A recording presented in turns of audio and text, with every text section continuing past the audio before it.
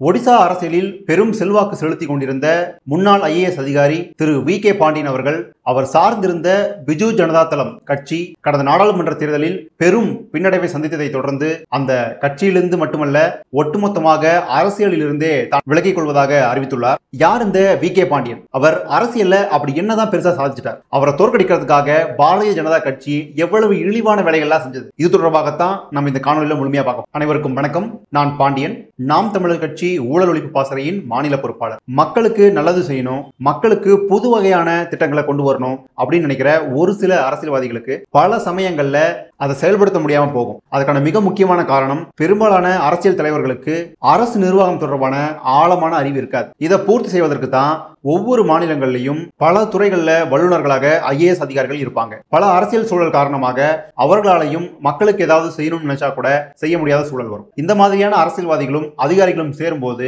பலவிதமான நன்மைகளை மக்களால பெற முடியும். இந்தியா முழுக்க இது மாதிரி பல சம்பவங்கள் நடந்திருக்கு. அப்படித்தான் 2000வது ஆண்டு முதல் தொடர்ச்சியாக 24 வருடங்கள் ஒடிசாவை ஆண்ட பிஜு ஜனதா தளம் கட்சியினுடைய தலைவர் நவீன் பட்நாயக்குக்கும் முன்னாள் ஐஏஎஸ் அதிகாரி வி.கே. பாண்டியன் அவர்களுக்கும் தொடர்பு ஏற்படுது. நவீன் பட்நாயக் அவர்கள் ஆட்சி பொறுப்பேற்றதும் வி.கே. பாண்டியன் அவர்கள் ஒடிசாவில் தன்னுடைய ஐஏஎஸ் பணியை ஆரம்பிச்சதும் ஒரே வருடத்துல தான். தொடர்ச்சியாக ஒடிசா முதல்வர் நவீன் பட்நாயக் கூட பல நிர்வாக விடயங்கள்ல ஒன்று சேர்ந்து வேலை செஞ்சு ஒடிசாவுக்கு பல திட்டங்களை அவர் கொண்டு வந்துட்டு இருந்தார். அதனுடைய உச்சகட்டமாக ஐஏஎஸ் பதவியை முற்றிலும் துறந்து விட்டு பிஜு ஜனதா தளம் கட்சியிலேயே அவர் இணைஞ்சார். இதற்கு காரணமாக நியூஸ் 18 தமிழ் பேட்டியில் அவர் சொல்றாரு, பியூரோக்ரசியில ஒரு லிமிட் இருக்கு, அந்த லிமிட்டுக்கு மேல நம்மளால எதுவும் செய்ய முடியாது. ஆனா இது அப்படி இல்ல, இதுல தேர்தல் அரசியல் வரும்போது பல விஷயங்கள் சாதிக்க முடியும் அப்படின்னு அவர் சொல்றார். அந்த பேட்டியிலேயே நெறியாளர் வி.கே. பாண்டியன் அவர்களை இப்ப நீங்க ஒரு அரசியல்வாதி அப்படின்னு சொல்ல முற்படும் போதே இடையில குறுக்கிட்டு, என்ன அப்படி அரசியல்வாதின்னு கூட என்னால ஃபீல் பண்ண முடியல அப்படின்னு அவர் சொல்றார். அப்படி முழுக்க முழுக்க ஒரு நிர்வாக ரீதியான ஆதரவை தான் வி.கே. பாண்டியன் அவர்கள் நவீன் பட்நாயக் அவர்களுக்கு கொடுத்து வந்திருக்கார். இப்படிப்பட்ட ஒரு மனிதர் தான் வி.கே. பாண்டியன் அவர்கள். இவர் ஒடிசா முதலமைச்சர் நவீன் பட்நாயக் கூட சேர்ந்து என்னென்ன மாற்றங்களை அவர் கொண்டு வந்திருக்காரு பார்ப்போம். தன்னுடைய ஆரம்ப காலகட்டங்களில் சப் கலெக்டரா இருந்த போது அவர் பணிபுரிந்த அந்த பகுதியில ஆலை உரிமையாளர்கள் விவசாயிகள்ட்ட இருந்து அடிமட்ட விலையில நெல் கொள்முதல் செய்வதை தடுத்து குறைந்தபட்ச ஆதரவு விலையில நெல் கொள்முதல் செய்வதை உறுதி செய்ததோடு முறையான நெல் விற்பனையும் இவர் உறுதி செய்திருக்கிறார். இதனால ஆலை உரிமையாளர்களுடைய ஒட்டுமொத்த எதிர்ப்பையும் மீறி அவர் இதை செஞ்சு முடிச்சிருக்கார். காரணம், அவருடைய விவசாய பின்புலம். ஒரு விவசாயி நெல் விளைவிச்சு அந்த நெல்லை விற்பனை செய்வது வரைக்கும் அவர் எந்த அளவுக்கு கஷ்டப்படுவார் அப்படின்றது எனக்கு நல்லாவே தெரியும். அதனாலதான் நான் அந்த விஷயத்தை விட்டு கொடுக்காம நான் செஞ்சு முடிச்சேன் அப்படின்னு அவர் சொல்றார். ஒடிசாவினுடைய கஞ்சாம் மாவட்டத்தின் மாவட்ட ஆட்சியராக அவர் பணி செய்த போது கிட்டத்தட்ட 100 முதல் 150 வருடங்களாக அங்கு வசித்து வரும் மக்களுக்கு நில உரிமைக்கான பட்டா வழங்கப்படாதது தொடர்பாக நேரடியாக நவீன் பட்நாயக் அவர்களோட ஆலோசனை செஞ்சு இதற்காகவே தனியாக சட்ட திருத்தம் செய்து அதன் அடிப்படையில பல்லாயிரக்கணக்கான மக்களுக்கு அவர் நில உரிமைக்கான பட்டா வாங்கி கொடுக்க நடவடிக்கை எடுத்திருக்கார். மக்களுக்கு பட்டா கிடைப்பதற்காக முதலமைச்சருக்கு அழுத்தம் கொடுத்து சட்ட திருத்தம் செய்து பட்டா கொண்டு வருவதுன்றதெல்லாம் அவ்வளவு எளிமையான காரியம்லாம் இல்லை. ஆனால் அதை இவர் செய்து முடித்திருக்கிறார். 2014ஆம் வருடம் ஒடிசாவை தாக்கிய ஒரு பெரும் புயலில் இருந்து மக்களை காப்பதற்காக கிட்டத்தட்ட 10 லட்சம் பேரை 24 மணி நேரத்தில் இடம்பெயர வைத்திருக்கிறார். ஒரு ஒருங்கிணைந்த திட்டம் மூலியமாக ஒடிசாவில் எந்த காலத்திலும் இல்லாத அளவுக்கு அவ்வளவு மிகப்பெரிய புயல் பாதித்தும் ஒரு உயிர் சேதம் கூட ஏற்படாம மக்களை காப்பாற்றிருக்காரு. இது தொடர்பாக ஒடிசா முதல்வர் பட்நாயக் தற்போது கூட அவரை பற்றி புகழ்ந்து பேசியிருந்தார். அமெரிக்காவினுடைய நியூயார்க் டைம்ஸ் எடிட்டோரியல்லையே ஒடிசாவை பாராட்டி ஒரு பெரிய கட்டுரையே வெளியிட்டு இருக்கிறாங்க. இதனுடைய உச்சகட்டமாக ஒடிசாவினுடைய ஒட்டுமொத்த அரசு நிர்வாக கட்டமைப்பையே தலைகீழாக புரட்டி போடுற வகையில விஷன் 5T அப்படின்ற ஒரு திட்டத்தை கொண்டு வர. அது என்ன விஷன் 5T அப்படின்னா 5 வகையான டி அப்படின்னு அதற்கு பொருள். அந்த 5T என்ன அப்படின்னா அரசினுடைய ஒவ்வொரு செயல்பாடுகள்லையுமே இந்த 5 விஷயங்களை கட்டாயமா கடைபிடிக்கணும் அப்படின்ற மாற்றம் தான். அதுல முதல் டி டெக்னாலஜி, அனைத்து செயல்பாடுகளிலும் தொழில்நுட்பத்தை கட்டாயமா பயன்படுத்தணும். இரண்டாவது டி டீம் ஒர்க், அரசு மட்டுமல்லாம அரசு சாராத நிறுவனங்கள், பொதுமக்கள், தன்னார்வலர்கள் சொல்லி டீம் ஒர்க்கா ஒரு திட்டத்தை செயல்படுத்து. மூணாவது டிரான்ஸ்பரன்சி, வெளிப்படைத்தன்மை. எல்லா அரசு திட்டங்களிலுமே வெளிப்படைத்தன்மை கண்டிப்பா இருக்கணும். நான்காவது டி டைம், எந்த ஒரு திட்டத்துக்கும் ஒரு குறிப்பிட்ட கால அளவு கட்டாயமாக இருக்கணும். இறுதியாக டிரான்ஸ்பர்மேஷன், தலைகீழான மாற்றத்தை கொண்டு வரணும். உண்மையில சிந்திச்சு பாருங்க, ஒரு அரசு எடுக்கக்கூடிய திட்டங்கள்ல இந்த 5 டி என்று சொல்லப்படக்கூடிய அம்சங்கள் அடங்கி இருந்தா மிக சிறப்பாக ஒரு மாநிலம் ஒரு பெரும் வளர்ச்சியை நாளடைவில் நாளடைவில் அடையும். ஒரு உதாரணமாக இந்த விஷன் 5T அடிப்படையாக கொண்டு ஒடிசாவினுடைய பள்ளிக்கூடங்களை தலைகீழாக புரட்டி போட்டிருக்காங்க. நீங்க கூகுள்ல போய் 5T டிரான்ஸ்ஃபர்மேஷன் ஒடிசா ஸ்கூல்ஸ் அப்படின்னு அடிச்சு பாருங்க.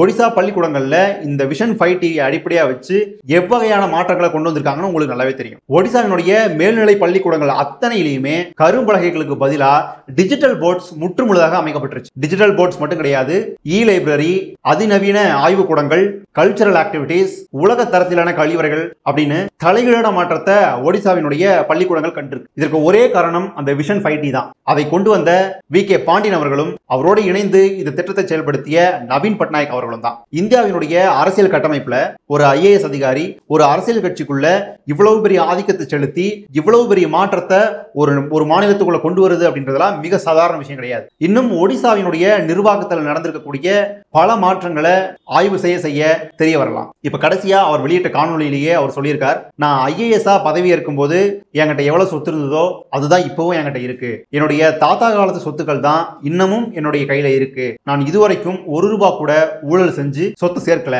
அப்படின்னு பகிரங்கமா வெளியே சொல்றார். ஒடிசாவுக்கு இப்படிப்பட்ட ஒரு வளர்ச்சியை தந்த VK பாண்டியன், நவீன் பட்நாயக் இவர்கள் இரண்டு பேரும் இவர்களுடைய பிஜு ஜனதா தளம் கட்சியும் எப்படி கடந்த நாடாளுமன்ற தேர்தலில் மிகப்பெரிய பின்னடைவை அடைஞ்சது? ஒரே காரணம் தான், பாரதிய ஜனதா கட்சி. அந்த பாரதிய ஜனதா கட்சியினுடைய இந்துத்துவ அரசியல், தமிழ் இன விரோத அரசியல். கடந்த 2024 நாடாளுமன்ற பரப்புரை தேர்தலில் VK பாண்டியன் அவர்கள் ஒடிசாவுக்கு பிஜு ஜனதா தளம் கட்சி கொண்டு வந்த முன்னேற்றங்களையும் வளர்ச்சி திட்டங்களையும் சொல்லி வாக்கு கேட்டார். ஆனால் அதற்கு அப்படியே எதிர்மறையாக பாரதிய ஜனதா கட்சி மத வெறுப்பு அரசியலையும் இன வெறுப்பு அரசியலும் கையில் எடுத்து நவீன் பட்நாயக் அரசு பூரி ஜெகநாதர் கோயில் சுற்றி பல பணிகளை செஞ்சு கோயிலை புனரமைச்சாங்க. அது மட்டும் இல்லாம பல ஆன்மீகம் சார்ந்த திட்டங்களையும் முன்னெடுத்தாங்க. இருந்தாலுமே பூரி ஜெகநாதர் கோயிலினுடைய அந்த பொக்கிஷங்கள் இருக்கக்கூடிய அந்த அறையினுடைய சாவி காணாம போச்சு அப்படின்னு அந்த ஒரு செய்தி அடிப்படையா வச்சு பிரதமர் மோடி வெளிப்படையாகவே ஒரு பொது மேடையில அந்த பூரி ஜெகநாதர் கோயிலுடைய சாவியை திரு VK பாண்டியன் அவர்கள் தான்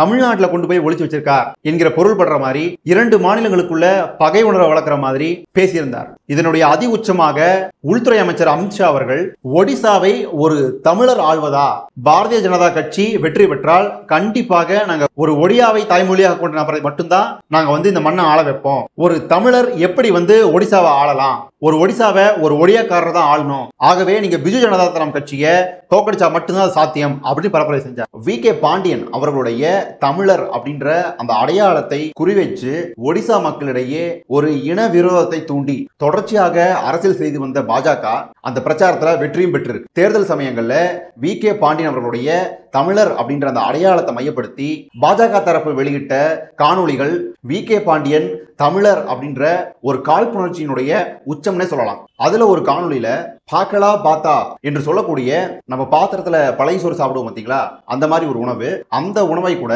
VK பாண்டியன் அவர்கள் இலையில ஊத்தி தான் சாப்பிடுவாரு.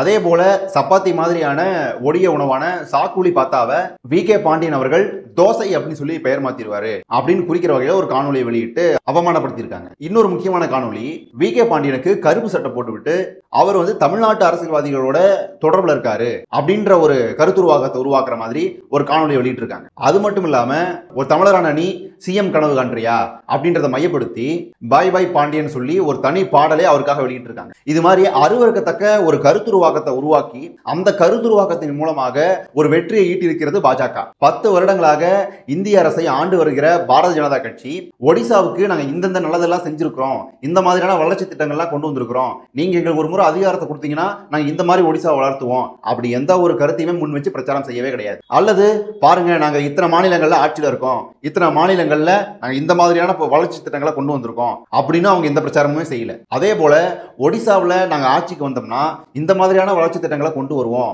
ஒடிசாவை இப்படியெல்லாம் நாங்க முன்னேற்றுவோம், அந்த மாதிரி அவங்க எந்த பிரச்சாரமும் செய்யல.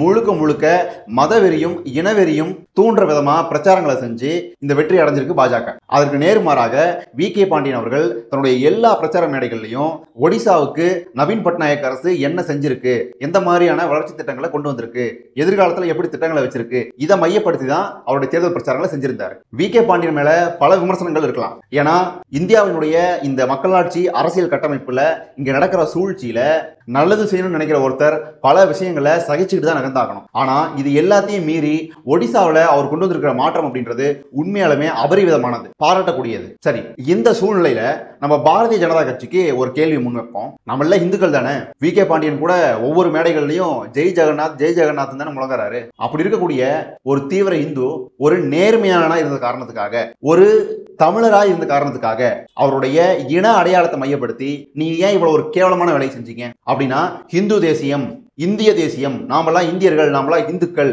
இதெல்லாம் பொய்யா? அப்ப நீங்களே என்ன நிரூபிக்கிறீங்க? தமிழர், தமிழ் தேசியம், இதுதான் நியாயமானது, இதுதான் சரியானதுன்னு நீங்க நிரூபிக்கிறீங்க. அதாவது உங்களுக்கு சுரண்டுவதற்கு மட்டும் இந்துக்கள் தேவைப்படுறாங்க. அதே சமயம் அதிகாரத்தை கொடுக்கணும் அப்படின்னு வரும்போது அப்படிலாம் கிடையாது, இந்து அப்படிலாம் கிடையாது, கன்னடர்கள், தமிழர்கள், ஒடியாக்கள் இப்படிதான் இருக்கணும் அப்படின்னு நீங்க பிரிச்சு தெளிவா சொல்றீங்க. இங்க தமிழ்நாட்டுல தன்னை ப்ரௌடு கன்னடிகா அப்படின்னு சொல்லி கர்நாடகாவில் அடையாளப்படுத்தி சுத்திக்கிட்டு இருந்த திரு அண்ணாமலை அவர்களை, அவர் ஒரு படித்த ஐபிஎஸ் அதிகாரி, அவர் வந்தா பெரிய மாற்றங்களை தமிழ்நாட்டுக்குள்ள கொண்டு வருவாரு அப்படின்ற ஒரு பிம்பத்தை கட்டி இங்க நீங்க அரசியல் செஞ்சுட்டு இருக்கீங்க. அப்ப அதுவும் பொய்யா?